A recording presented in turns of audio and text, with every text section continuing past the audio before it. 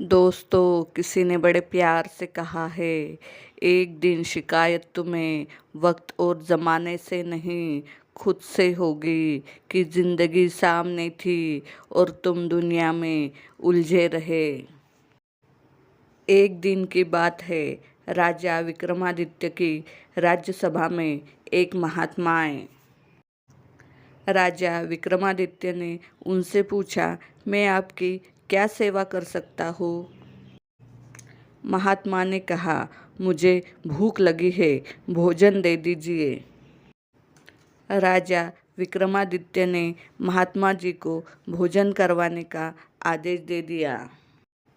जब भोजन सामने आया तो संत ने रोटी देखकर राजा विक्रमादित्य से पूछा, राजन, आपने जो भोजन इस थाल में रखा है वह हक का तो है ना? हक यानी अधिकार। ये बात सुनकर राजा विक्रमादित्य चौंक गए कि ये हक का भोजन क्या होता है।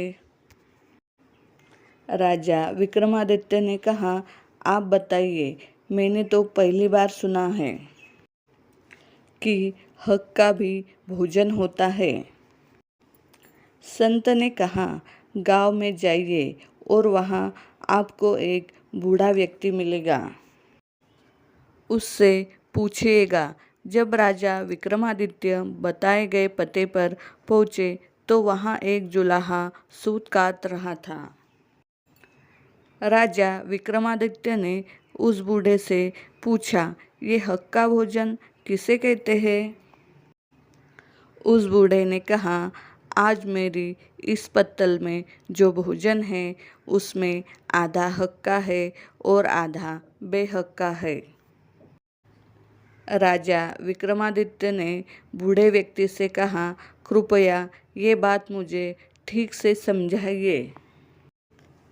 बूढ़े ने कहा, एक दिन मैं सूत काट रहा था और अंधेरा हो गया तो मैंने एक दीपक जलाया और मैं अपना काम करने लगा। उस समय मेरे घर के पास से एक जुलूस निकला। जुलूस में शामिल लोगों के हाथ में मशालें थी। मेरे मन में लालच आ गया तो मैंने दीपक बुझा दिया और उनकी मशालों की रोशनी में अपना काम करने लगा। उस काम से मुझे जो धन मिला उससे मैंने ये अन्न प्राप्त किया है। ये अन्न आधा हक का और आधा बेहक का इसलिए है क्योंकि जितना काम मैंने उन लोगों की मशालों की रोशनी में किया था उतना धन उन लोगों के हक का है।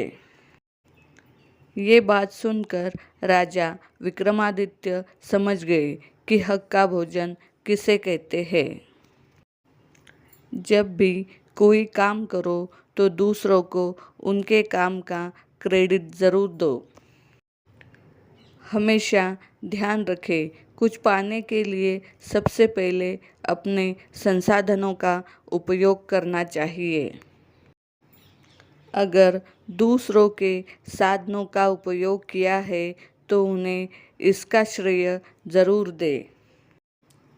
हमारे हक का हमारे परिश्रम और हमारी वस्तुओं से ही प्राप्त किया हुआ होना चाहिए।